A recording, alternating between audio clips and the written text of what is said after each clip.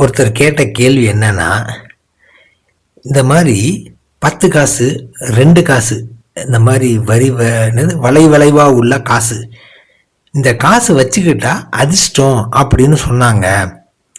இது அமேசான்ல கிடைக்குது, வாங்கி வச்சுக்கவா அப்படின்னு கேட்டாரு. அப்ப போட்ட பிரசனம் பாருங்க. உதயத்துக்கு 5ல் கவிப்பு. இந்த 5ஆம் இடம் தான் அதிர்ஷ்டம், லக்கு, வேலை பார்க்காம காசு வர்ற காசு, கை மாற்றி விட்டு வர்ற காசு, ஒரு பெரிய உடல் உழைப்பு இல்லாமல் வர்ற காசு, இதெல்லாம் அந்த 5ஆம் இடம். பாருங்க, அந்த 5ஆம் இடத்துல கைப்பு இருக்கு. லக்குங்கிறது அந்த 5ஆம் இடம் தான், அங்க கைப்பு இருக்கு. உதயத்தை நோக்கி பாம்பு வந்தா ஒரு ஆசையை விட பேராசைன்னு சொல்லுவாங்க சாதாரணமா.